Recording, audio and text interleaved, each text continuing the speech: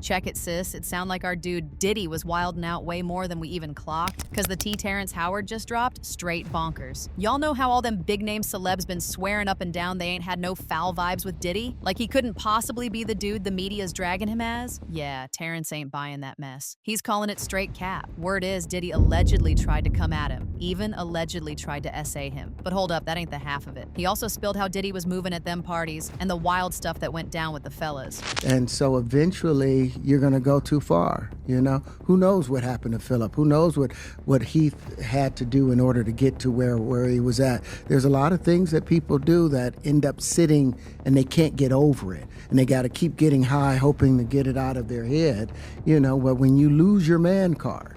If you thought we already heard the messiest bits about them freak-offs, girl, buckle up, because it's about to get way messier. Let's get into this tea, aight? Now, one thing about Terrence Howard, he stay calling out the industry's nonsense and the folks in it. He ain't no Cat Williams or Jaguar Wright true, but he's been holding it down, pointing fingers at them industry cats trying to feminize black men. It got so real, he said it was part of why he bounced from the game. Girl, from what I'm seeing, it looked like that whole mess with Diddy was the last straw that had Terrence done for real, but we gon' circle back to that in a sec. A minute ago, Terrence got real about why he actually stepped back from Hollywood and quit acting. And nah, it wasn't because he was burnt out or couldn't book no roles. He said it was more about the industry trying to strip him of his manhood. Now I'm saying what I'm saying. You don't get that back. You come into this world as a man one time.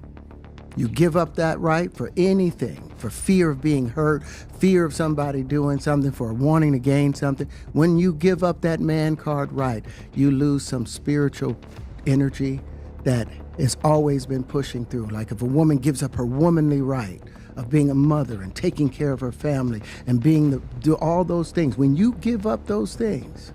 When he wasn't down to play their game and pushed back, he said they flipped the script on him quick. Next thing you know, they slapping him with that hard to work with label. Sound like something you heard before? That's the kind of shade they throw when somebody don't want to follow the industry's rules. We seen it with everybody, from Monique to Cat Williams and mad other celebs who ain't letting themselves get played. Now, let's keep it a buck. Ain't nobody out here acting like Terrence Howard is some saint. He been caught up in his share of drama over the years, and for a hot minute, it was like the mess in his personal life was getting more shine than anything he did on the big screen.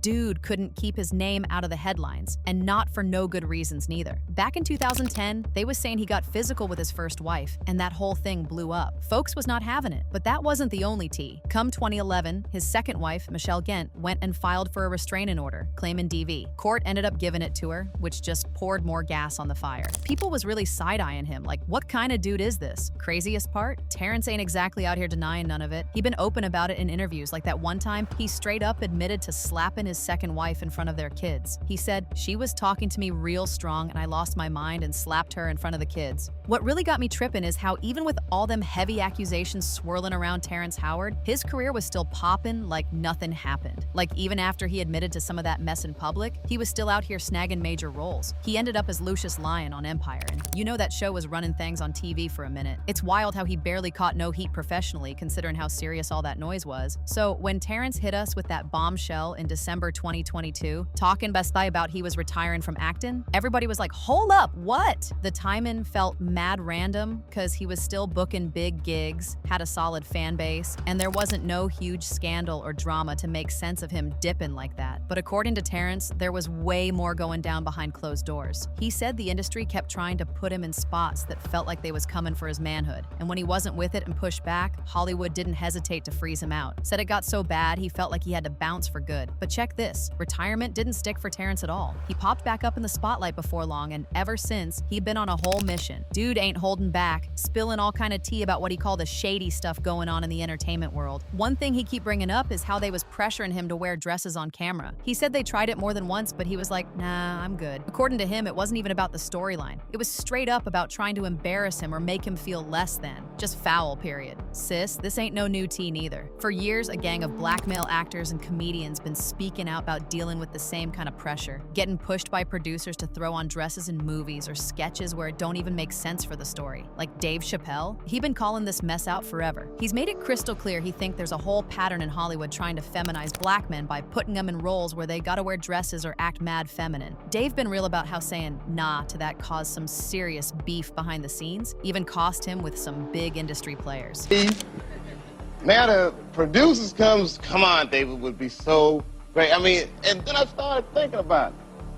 All the comics that I've seen, man, you know, strong brothers, why they be putting us in these dresses? But the minute it was clear, I was adamant, I'm not wearing a dress. I'm not wearing the dress. All right, fine. Think of something else. Guy comes back 10 minutes later, the whole new scene. Hot damn, how did you write the scene so fast? You know, it's like, so you gotta take it. Cat Williams, he said the same thing when he was on Club Shay Shay, calling BS on the industry, trying to force black men to come off more feminine. Martin tried to put me in my first dress. You know, we get in that office and this fool pull out Big Mama's House too. I almost died. And I gotta read this script in front of all these good white people, where this want me to get in a dress with him. And I'm literally saying to everybody, why is he in a dress again? You already played the old lady as an FBI agent. We can play anything now. We can be playing a dog catcher this time. Why do we need to be in a dress? And I get so mad, I say, you don't want me. You want Brandon T. Jackson. And that's who they went and got. Terrence, he jumped online quick to back Cat up, and for the first time, he spilled the real reason he tried to dip from Hollywood for a minute. He said, my daddy taught me never take the vertebrae out of your back or the base out of your throat. I ain't raising sheep, I raised men. Stay a man, be it a man. Comes with a curse because it's not a society made for men to flourish anymore. Everything is androgynous. You know, the more successful men now are the effeminate. But Terrence wasn't done there. In another interview, he doubled down, saying there's a straight-up agenda going on, a sneaky but real move to emasculate black men. He thinks it's all about control, that the big dogs in the industry see strong, confident black men as a problem and will do whatever to tear that image down. In that same interview, he dropped, the man has been demonized with the new formula most men are made to be effeminate and not have their power or sense of strength. They allow white men to be able to be strong, but when it's black men, it's seen as a threat. I don't want to remove a few chromosomes to fit in someone's story, so I feel they need to expand their stories to allow men to be men and simultaneously appreciate a woman's beauty. All right, sis, so how this tie back to Diddy? Well, from what Terrence is saying, Diddy might have been one of them folks out here emasculating black men. He got to spilling about what was going down with black dudes at Diddy's parties, and let me tell you, it don't sound cute at all. When you give up that man card right, you lose some spiritual energy that has always been pushing through. Like if a woman gives up her womanly right of being a mother and taking care of her family and do all those things, when you give up those things, but when you give up your manhood, I've never seen somebody recover from it. That was all the people that went to the puffy parties. That was all the people that did all those things thinking that there was never gonna be a consequence for what they were doing. Got punked out and pimped out by some greater desire. But hold up, there's more. Terrence said things got mad awkward one time when Diddy supposedly invited him over, acting like it was about helping with some acting stuff. But soon as Terrence pulled up, he said the whole vibe switched up quick. Diddy allegedly started making moves on him, and Terrence was like, nah, fam, I ain't on that. He shut it down fast. Did you ever have the opportunity where you got invited and you said no to it? Hell yeah. What was the consequences when you said no? Puffy invited me for weeks, asking me to come and teach him how to, wanted me to be his acting coach for a while. Go there and he's sitting around just looking. I'm like, okay, what's the material you want to work on? He's just looking at me. Then next thing you know, okay, hey, will you help me? I want to hear your music. So I come over there and I play the music. And he's sitting there just looking at me, like waiting. Okay. So then my assistant was like, he wants to hang out with you next week. And I was like, for what? He's like, I think he's trying to you. That's what my assistant said. And I was like, oh, okay. Now I get it. So now no more communication. Now you know to be hands off with somebody. A number of producers come in to make the approach, and you threaten to punch them in the mouth, or threaten to knock their head off for talking to you or looking at you like you're a woman. When you approach a real man.